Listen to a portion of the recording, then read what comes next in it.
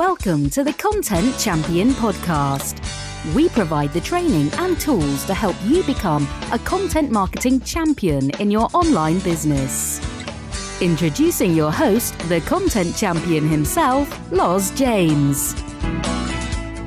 Hi folks, welcome to the Content Champion podcast. Thanks as ever for listening. On the show this time, I'm excited to be talking with Tom Hunt, online entrepreneur and founder of Virtual Valley, the virtual assistant outsourcing agency. An accomplished internet and content marketer, Tom is also a TEDx speaker and successful podcaster, and has notably appeared on BBC TV's Dragon's Den series, a major test of nerve and accomplishment in itself. Over the last few years, Tom has developed a tried and tested way of gaining online exposure by collaborating on content pieces with big players such as the Daily Mail. And it's his approach to authority content collaboration that we're talking about today. Let's dive in. Thanks for coming on, Tom. It's a pleasure, Love. I'm really excited to discuss content marketing today. Brilliant. Well, look, tell us a bit about your history and how you got started in online marketing, please. Can I tell a little story? Yeah, go ahead. Me and my friend were on a night bus on the way back from a party on Halloween in London, and we're wearing female tights, actually, not leggings. We're wearing tights, and because this was the fancy dress. And we're really comfortable. I'm not sure if you've ever worn tights or leggings before, Loz. I have, yes. But they're really comfortable, right? Oh, yeah, really comfortable, strangely comfortable. Exactly. So we were really comfortable, and we felt like we looked really good. So I said to my friend, we should probably try and sell these, but for men. And usually most stupid business ideas that we would have in the past never really went anywhere. But this time it was different. And 1 week later, we were standing on Brick Lane Market with 18 pairs of female leggings, actually, that we purchased from eBay, drew on a little male logo, and we're trying to sell them on the market for £15. How many do you think that we sold? I'll have a guess. You either sold out or you sold none. We sold 0 pairs. However, now this story becomes relevant because 3 months later, we set up an e-commerce store and we sold our first pair of, they were real male leggings. We got real male leggings sort of designed and shipped over from China. And we set up the e-commerce store, and then we sold our first pair to someone that we didn't know in March 2013. And that is how I got started in online marketing, because the feeling that I got when we helped someone by providing them with a product and received money in return was, something that I never felt before. It's like liberating, exhilarating, and very addictive. So over the past 3 to 4 years since then, I've invested a lot of time into sort of building products online and then working out how to sell them. Okay, well, tell us about Virtual Valley, your virtual assistant sort of outsourcing agency. Yeah, so Virtual Valley is, okay, so if we go back to when we sold that pair of leggings, I was still working in the corporate world, and after really enjoying working on the leggings business and doing online marketing for the leggings, I decided that I needed to leave the corporate world and do this full time. So I had to decide upon a business that would provide a revenue to replace the salary that I was getting at the time. So we actually had a virtual assistant in the leggings company that enabled us to just focus on selling leggings and designing leggings, which is what we enjoyed doing. So I decided to use my project management and outsourcing experience from the corporate world to offer that service to other startups in London. And so I did that, but it was a very manual process. We were like an outsourced service agency. And it was also my lesser corporate world, but long story short, that business wasn't scalable at all. Well, we got to 6 clients and I was working in their business and not my own. So after leaving the corporate world only about a year ago, I decided to stop marketing that business and build a marketplace that would automate a lot of what I was doing. So the business would become ultimately more scalable. And that brings us to Virtual Valley. Okay, and you've had loads of success with this. We're going to talk about the podcast and the blog a bit later on. But let's just dial back a bit and talk about your appearance on Dragon's Den with those men's leggings, because that must have been quite an experience for you. I saw it at the time and can remember thinking, wow, I would have probably been crying or like on the ground at this point because it's so nerve-wracking. So like getting onto Dragon's Den is really hard, especially when your two co-founders don't want to go on Dragon's Den, and you have to go and audition at the BBC headquarters in leggings all on your own. So we had to go through all of that, and we finally got on, and I finally persuaded my two friends that it would be a good idea. And then the actual day itself, like going to the Manchester studios and waiting around all day, and like actually the pitch, the whole thing was really, really fun, like really funny. There was like, it was just really comical. There were three of us, me and my two best friends in leggings, and we had three of our other friends were like our models. And we just like spent the whole day just like chilling, relaxing, and then did the pitch, which was really nerve-wracking. But then after the pitch was done, it was just like really funny. You quite. Do you think they, with hindsight, do you think that they were sort of setting you up in a comical way, the way they edit it and everything else? Because it's actually a very good idea, because we're just talking about clothing conventions, really, aren't we? I was thinking they were perhaps a bit harsh on you, and you quite quickly got a "I'm out" from Bannatyne, didn't you? and it's kind of like, I think they're sort of positioning you in a way to ridicule the idea when it's actually quite a good one. Yeah, thank you, Loz. So I think, the producers told us beforehand that they were taking a big risk by putting us on. Then when we get on, I mean, they're not the ideal audience for what we're trying to do. They're also on a TV program, which is all about sort of making entertaining content for the audience. And so combining those two factors meant that they just were quite horrible and like grilled us, I guess, and then everybody went out. So yeah, I think they were taking a risk with us, but I mean, the exposure we got from it was pretty good. And that's what we're here to talk about, gaining online exposure. And this is what you're a master at. As we were saying earlier on, you've been featured on authoritative publications such as the Daily Mail, TEDx, the BBC website. Why is it important to gain this type of exposure, and how can it help our online businesses? And I know you've got some stats about how many clients you've got, about how it's helped you at Virtual Valley as well. Yeah, so I think why is it important to get exposure? I think getting exposure for your business and content online can be gained, or we could split everything down the middle and put it into two different categories. You can either pay for it or you can earn it. So basically what I've been forced to do, because we've never had like large budgets in any of the businesses that I've been in, is to try and tap into audiences of existing influencers or influencers and giving them an incentive to not promote you, but to help you and to give you access to their audience. So if we take the Dragon's Den example, we pitched to them to create this piece of content that they would share with their audience. It's basically all that happened. It's the same as going to someone and asking to do a guest post on their blog or asking to be interviewed on their podcast. You're taking something of value to them and asking to collaborate on a piece of content that they will share with their audience. That's all you're really doing.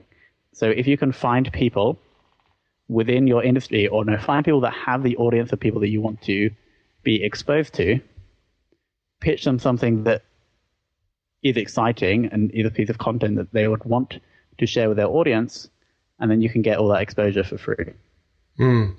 And as I was saying, the exposure that you've got for Virtual Valley has what is it, over 100 paying customers for what's fundamentally sort of free marketing and advertising, isn't it, really? So we don't have 100 paying customers. We have, in the month of February and March, we had between 12 and 14 paying customers each month. So 12 in February and 14 in March. Okay. And that's all through this type of exposure that you're talking about? Yeah, so since we launched the platform in January, we've spent zero money on any marketing. All of those paying customers. So probably in total, we've had like between 30 and 35 paying customers. All of that has come from content and social media.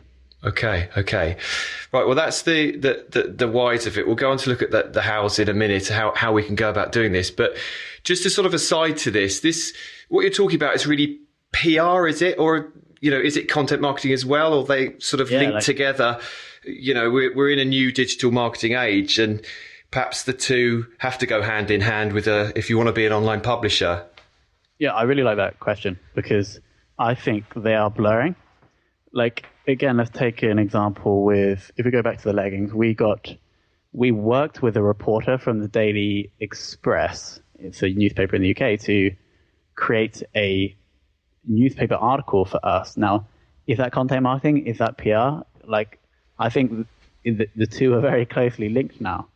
And once that article was posted on the Daily Express, it got picked up by 10 other news sites, one of which was the Daily Mail.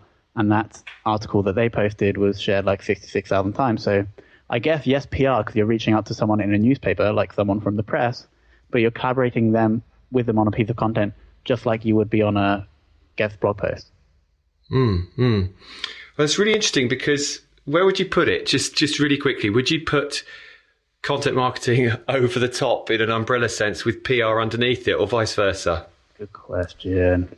I think maybe they'll be separate, because I think you can have PR without content marketing. Okay, would that even happen?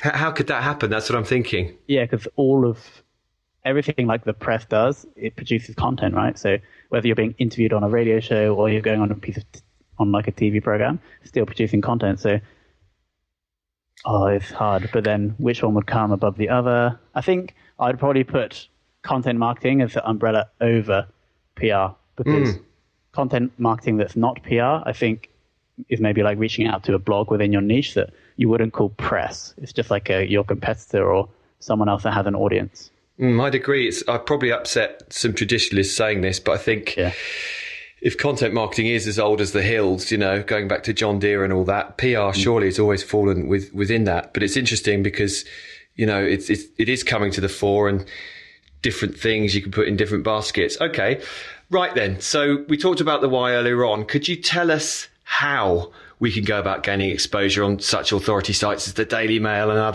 other platforms, whether it's guest posting you're doing or the PR type collaboration? How do we go about doing this? So I think first we have to develop what I believe to be the most important skill in marketing, and if not in life, and I call it perspectiving. So the ability to take the perspective of another person. Because when you build a list of authorities that you want to collaborate with on a piece of content, you have to step into their shoes and try to understand exactly what they are trying to achieve. And then only if you can help them achieve that should you reach out. So let's take an example. When I posted, I think it's like 45 guest blog posts within 3 months, one of which very kindly was on your blog, Lars. I had to understand what the outcome that each of those blog hosts were trying to achieve, and then only then would I pitch an article that I think would help them get to that outcome. So if we take the example of all those guest posts, the outcome of most bloggers is to post content on their blog that their audience really likes and will share with their friends. So I sort of managed to train myself to write good content and write content that would potentially get shared by the audience of those bloggers. So when I was reaching out, I'd say, look, I can create this content. Look at this other content that I've produced. It got shared this many times. This is what I propose to post on your blog. I think your audience would like it, and maybe they would share it with their friends. And that approach, like understanding what they want, that's the reason why I think I was successful in posting so many guest blog posts. And just to add here, you did another great blog post on Anna Hoffman's Traffic Generation Cafe, is that right? Where you went through the results of all of these guest postings that you'd done and the sort of net results of those in a really detailed post. So I'll put a link to that under this. But there's been all types of discourse online recently over the value of guest posting. How many, links does it provide, or how many, people does it actually drive to your page? But you've found great success doing this, haven't you? Yeah, I think in terms of traffic and direct sales from guest posting, maybe it wasn't worth the time I invested into doing that. But what it is definitely worth, and here's why I recommend collaborating on content with anybody within your niche, is the relationships that you build. because now I have this sort of network with people like you, like influencers in the content marketing and online marketing space, that I can help out myself if I have the ability to help them. But also if I do need exposure for, say, a new blog post of my own, or if I am looking to build an affiliate relationship, I have these relationships already there and formed because we've collaborated before and we both have this mutual respect for each other. Because I don't know if you saw it as well, but Tim Solo, who I interviewed a while back, he just did a big blog post on BloggerJet about, he asked loads of people, I think 500, how many visitors they'd got from their guest posts. And he was saying, well, it might not be worth doing from that point of view. But then, you know, other people like Ryan Stewart and yourself that I've talked to in my own experience has been, the direct visitors aren't necessarily that hot, but that authority building and the relationship building, as you say, is kind of worth its weight in gold. Yeah, for sure. Okay. So this brings us to a question then that is kind of central to content marketing, which is a kind of elephant in the room question. And that is, for many businesses listening to this, authority and relationships aren't going to be enough. So how do we bridge the gap between driving leads and sales, generating leads and sales, and the work that we're talking about doing now? Okay, so you're right. Massive elephant in the room is, why produce content if it's not going to make money, right? Where is the ROI on content marketing? For me, anyway, content, the goal of any piece of content that I produce, either a podcast episode, a post on my own blog, a post on someone else's blog, is to understand, before creating the content, I understand the journey that my customer has to go on and what they need to learn and what they need to invest in order to reach their desired end result. So when I'm creating any piece of content, like the podcast article, a guest post, or my own blog, I understand where this information, where this content fits in on that journey. And then at the end of that piece of content, I always give this person the opportunity to continue the journey with me. And usually from a free piece of content, that's a lead magnet or some sort of premium or slightly more like higher end information that they can obtain by providing their email address. Okay.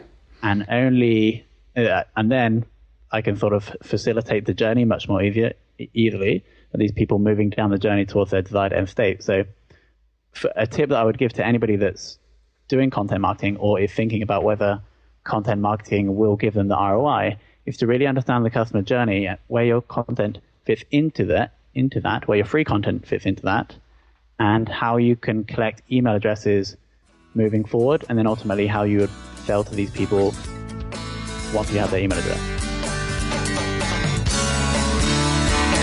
You're listening to the Content Champion podcast, showcasing the training and tools you need to become a content marketing champion in your online business.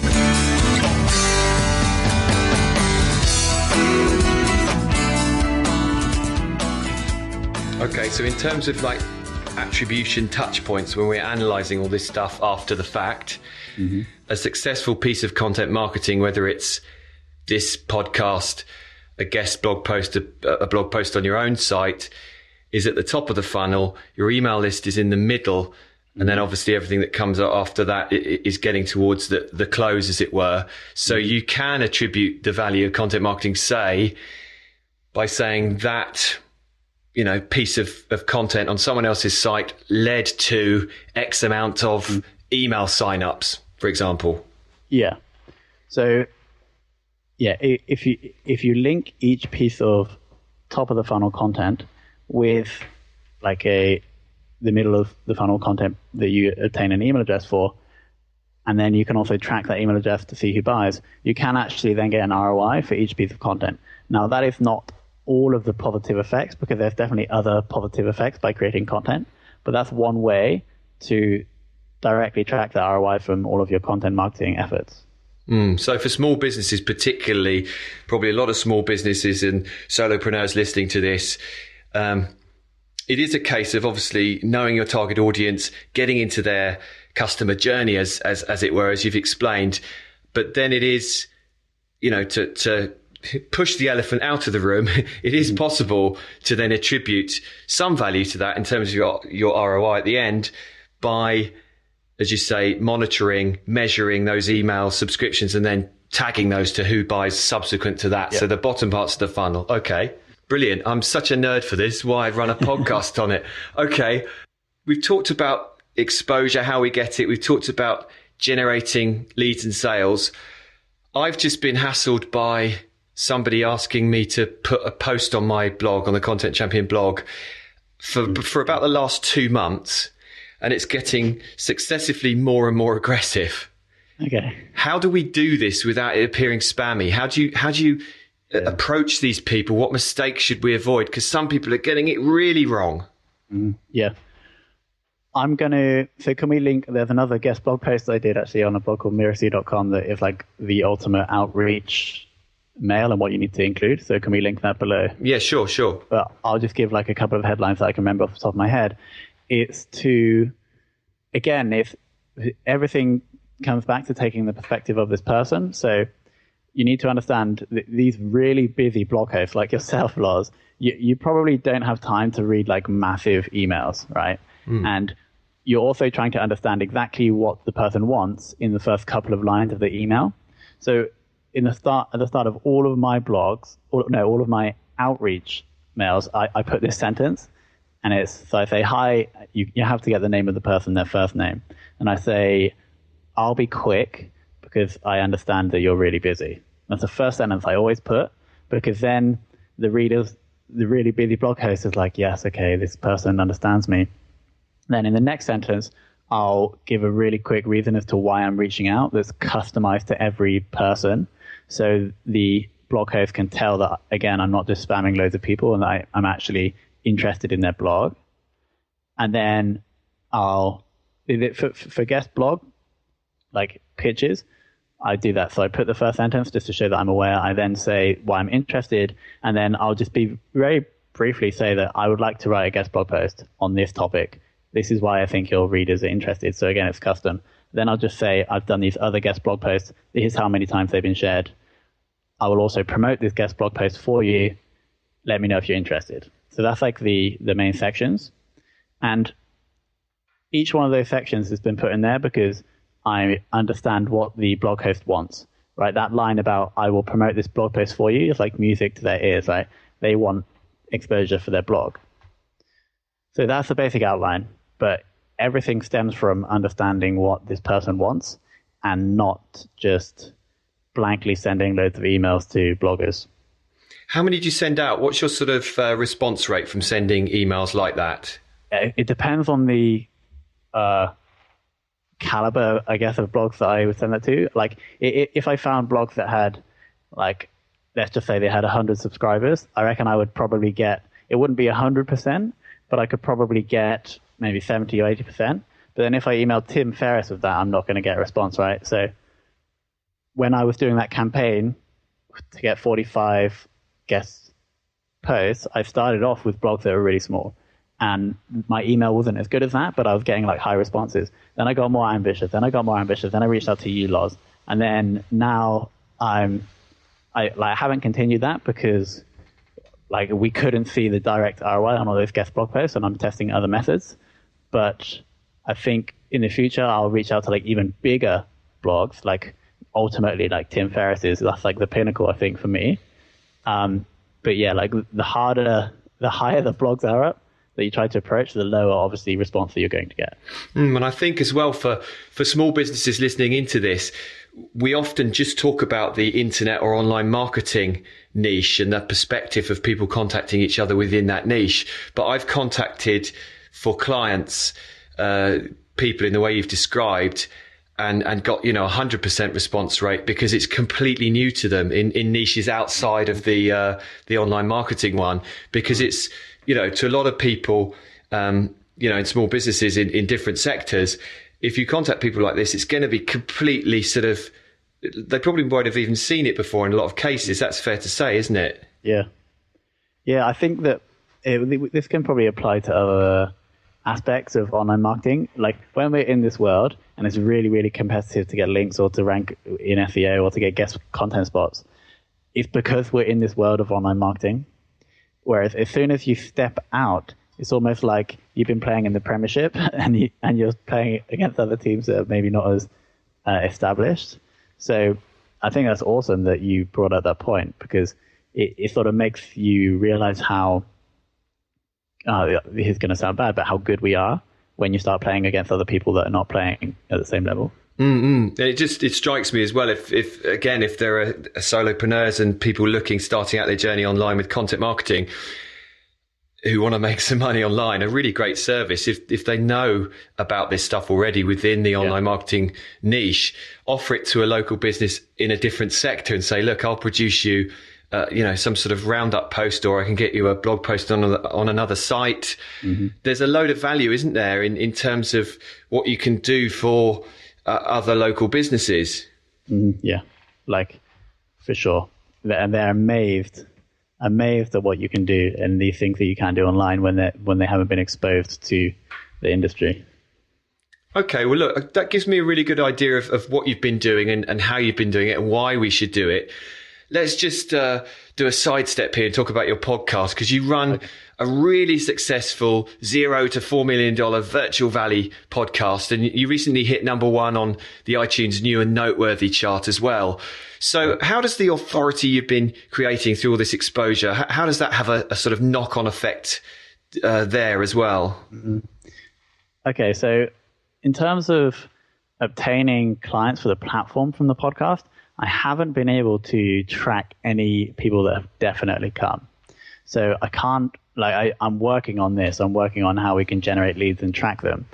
But so I'm not going to talk about bottom line in terms of getting clients from the podcast. But in terms of bottom line for the business from the podcast, apart from that, I've managed to negotiate free subscriptions to 5 software as a service products that I was previously using, by including them on the podcast and highlighting the fact that it's a sponsored product. So that's been awesome. So there's 5 software as a service products that I no longer have to pay for. I'm also currently in discussions with sponsorship for another tool that I think is really good, that they might actually pay us to do a case study of using their product, and obviously it would be shared that it's a sponsored case study. So yeah, like building that authority and building that audience can definitely be monetized. And that's been relatively simple to do with the podcast. We've only been running it for 3 months exactly now. So bottom line in terms of sponsorships and products, yes, there's been a measurable benefit. Bottom line in terms of revenue and clients, I haven't been able to track that yet. And then authority, just in terms of, I feel like potentially even gaining this interview with you, Loz. Like, I know we've had a relationship before when I guest posted on your site, but the fact that when I was able to email you requesting a podcast interview to speak like this, the fact that I had a podcast on you and Noteworthy probably would have helped that. And when I speak to other influencers like in the industry who also have podcasts that I would like to collaborate with, then I think it probably does help. I mean, from my perspective, I'm going to come back. Don't let me forget to ask you how you're going to measure the ROI directly from your podcast. But just on that notion, I've had, I don't know, maybe a dozen now very good clients or existing clients mention that they've listened to my podcast. And that's been over the last sort of year or so. And it's anecdotal because I don't measure it either. But I know that authority exposure, and that's what we're talking about today, through this podcast has led to me getting much more business than if I hadn't been doing it, or helped me to keep clients longer because the perceived authority is higher. Exactly. So all of this, leveraging this authority is a very useful thing for your business. Okay, the tracking of your direct calls to action from your podcast, how are you thinking of doing that? So I actually, for the podcasts that are going out this week, the call to action is, there's only one, and it's to enter a competition using lead digits, which is the Lead Pages product, where you can text a code to a phone number. It will then ask you for your email address and you get entered into the competition. So I'm doing that now. Maybe I should have been doing it a month ago, and then I could tell you some figures and stats, but that's what I'm testing. and the underlying assumption there is that most people listen while on their phones. So they're not going to be able to go and do anything extensive typing in, visiting URLs, etc., because they might be on the move in theory. So we will see. But maybe that's an option for you, Lot, if you wanted to either do a competition or offer something. Just say, I'll give it to you if you text this number. I've been looking at lead digits, actually, because, that is another elephant in the room is the direct conversion value from podcasting. And I'm hoping to ask John Lee Dumas back on again, because he was on the very first podcast, and ask him how he does it. So hopefully... he does. So I think from listening to those big podcasts, they just share a link to the show notes on a specific URL. So they can obviously just track visitors to that page. And then I think you can upgrade by giving your email address somehow. So it's going to be that simple when you have that many listeners, I'm guessing. Yeah. Okay. Well, it's fascinating stuff. So, I mean, how's it going with the podcast and everything else? You've done 65 episodes, is it now? Getting more than that? Yeah. So I don't actually know because they go out daily, right? So the amount of weekdays since the 11th of January, sorry. So basically the podcast is just 10 minutes a daily episode where I give like a 2-minute update on how it's going with the platform on this journey that we have to giving entrepreneurs back 1 million hours of their time. And then I also share like something we've learned and resources that we've used. So, I mean, it's going well. We had a peak download day last week, I think, of 450 downloads, which was amazing considering that I think that's really amazing considering we started off before we launched, we're getting like 10 downloads a day. On the launch day we got like 250 downloads, and now 3 months later we got 450 in a day. And it sounds like a lot, but obviously a download is not necessarily a listen. It's something important to consider. So like I really enjoy it. We have a system. So this is the interesting piece of content marketing, actually, that I wanted to highlight with you, Lodge, is before I even started the podcast, I wrote a guest blog post with the title, Why You Should Not Start a Podcast. And I emailed 12 of the biggest podcasters in the world to get their input. And the majority of them said, or most of them said, that you should not start a podcast if you're not willing to be consistent. Okay, so when I was starting the podcast, I designed this system that would be operated by myself, a virtual assistant, and an editor that would basically mean that I have to invest like between 4 and 5 hours per week to build this podcast, because I knew that I needed a system if I'm going to be able to do this stuff every day, and we're going to be able to release the daily episode every day. And as these people have just said, you have to be consistent if you're going to be successful. So I built the system, and I outlined the whole system and how we build it in another guest blog post that we can outline below. And so the reason I bring this up as an interesting piece of content marketing is that when my podcast launched, I had an email trail with these big podcasters where I could say, look, I took your advice, I built this system, I've launched this podcast, would you mind sharing it? And so that managed to get us a tweet on launch day by John Lee Dumas, who has like 50,000 followers. So I now have this sort of relationship with these podcasters where in the future, if I wanted to maybe interview them on our podcast, or if I wanted to be interviewed on theirs, I sort of have an in there. So I've never really seen this strategy before, but before you're looking to either start a blog or go into a business or start a podcast, reach out to people that are doing it, create a piece of content that helps them, that links to them, because then maybe in the future you can use that relationship to benefit yourself. It just strikes me from what you're saying, from everything I've learnt over the last sort of 20 years in business and doing copywriting, content marketing, and then, online business in general. I'm probably have to write a book on this one day. It's called Process is Success, or Success is Process. Yeah. Everyone who's killing it has a system and a process in place that puts the thing on rails so that their time is used. It's down to that, I think it's James Schramko approach to online business, and probably any other business. The people that spend too much time doing stuff themselves, it just becomes too much. And when you start outsourcing effectively or getting talented people to help you, that's when you take it up a notch, isn't it? Yeah. And this, my friend that I'm living with at the moment, he's starting a fitness blog, okay? And the main point behind his fitness blog is that in order to get the body that you want, you have to be consistent. So you have to do this for 6 months. It's exactly what the podcasters say, right? And so if you are going to do something for 6 months, whether that's content marketing, running a business, or getting the body that you want, you have to be able to, it has to be easy and it has to be simple, which is why you need systems in place. So it's like automatic that you do it, because it's really easy and it's really simple. Is basically what I'm trying to say. So consistency is the key. And in order to reach consistency, everything has to be really easy and really automatic.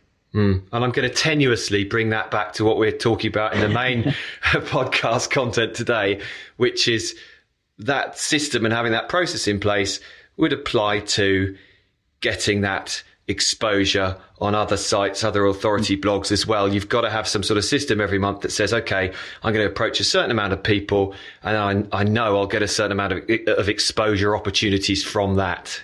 Mm-hmm. Yeah. So, I mean, what I start with, well, whenever I start a business now, I'll have a spreadsheet of like 100 influencers within the niche that can help me. So like part of the system that we have for Virtual Valley is this spreadsheet of, it's actually over 100 now. And then we're just tracking everything that happens with these people. Like how many of them have we reached out to? Do we need to follow up with anyone? Are we tracking their Twitter feed? Like are we following them on Twitter? Are we sharing their stuff? And so like the system for us is the home base of the system, like the core part of the system is this one spreadsheet that tracks everything. So for anybody listening that has an online business, I would highly recommend like just starting with a spreadsheet, and then that will track your progress in influencer outreach and content marketing for the lifetime of your business. And if you do want to outsource some of this stuff, bring it back to Virtual Valley as well. And I'm going to remind everyone where they can find all your podcasts and all your resources online in a minute. But bring it back to Virtual Valley. In all seriousness, it can sometimes seem expensive to try and outsource all this to someone else, but actually it isn't. That's a false economy, isn't it? To think of it as an expense. It's, if you get it right and do it properly, it's an investment in saving your time and directing that time to things that you could be doing perhaps at a strategic level. Yeah, exactly. So the reason why I think I manage a podcast every day for 65 days and that we'll be able to do this podcast for the rest of the year is because I have two awesome people. One is a podcast editor and one is my sort of managing virtual assistant who do all of the stuff that I'm rubbish and don't like doing. And the hourly rate of my virtual assistant, I don't know exactly per hour, but I think it's $5. And then my podcast editor is actually based in Russia. Again, his hourly rate, I can't remember, but it's really low. So, but again, I love the point you raised there, Loz, is that it's not a cost, because it's an investment, because the time that they're taking doing their job, I'm then investing into other things that are going to grow the business further. Mm-hmm. It's fascinating, right? Well, I could go on talking to you all day because I like just your approach to me in the first place and the way you're doing things online and the outreach you're talking about. Some people are evidently doing it wrong, but some people like yourself and Ryan Badolf, who's another great guy that's been my guest on the podcast. It's just when you get approaches from people who are doing things sort of in the right way, it doesn't seem like the authority's there already. It doesn't seem intrusive in any way, and you're really good at that. And people can learn a lot from you in that regard. So before we go on to the PS question, could you tell us where we can find all your resources, where we can look at your podcast, listen to your podcast, and also download some of those resources you were talking about earlier? Yeah, sure. So virtualvalley.io is the platform. blog.virtualvalley.io is where you can find the podcast and all of our content. I also talk a bit more about like customer timeline and what I like to call help marketing on tomhunt.io. So I have I've just relaunched the landing page, and I have the University of Help Marketing now. So that's tomhunt.io. So virtualvalley.io and tomhunt.io is where you can find all of my stuff. Wait for it, listeners. Here comes the PS question. Brilliant. Right. Well, this is what I call the PS question. Could you please share one more advanced content marketing tactic that we can use right after the show? Yes. And it's one that I was doing this morning. So when you have any piece of content, it's awesome if you can sort of share it with your own email list or your own social list, like your Twitter followers. But I think there's another type of list that I haven't seen anybody give a name yet, and it's what I like to call like a community list. So any communities that you're part of, if you interact and add value beforehand, I then think it's okay to share your piece of content in there once you have something that you want people to read. So I know that we with Virtual Valley are going to post, in theory, a big piece of content at the end of this week or the start of next week. So what I'm doing proactively is finding Facebook groups and Slack communities where I can join, interact with people, sort of add value beforehand. And then when we do sort of release this blog post, it's probably cool for me to just say, hey guys, release this blog post on this. Here's why I think it will help you. Check it out. So this morning I was going through finding like relevant groups, joining and like adding, and like adding people and communicating with people so that when we do have the blog post, I can hopefully get some more exposure. Fantastic. Well, you heard it here first, folks. Go and start a community list. Is that what we're calling it? Yeah. So like you have your email list, you have your social list. What about your community list? So list of communities that you're part of where it's cool for you to add content. So not just spamming Facebook groups, but like communities where you've built relationships with people that it would be fine for you to post your latest blog post in. Fantastic. Well, that's a great tip. Great answer to the PS question. Fascinating conversation, Tom. And all that remains to say is thank you very much for coming on, and I wish you every success in future. It's a pleasure, Loz, and I'm looking forward to your book.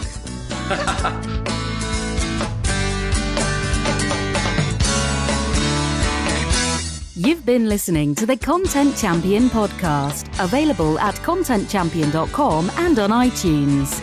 Until next time, thanks for listening.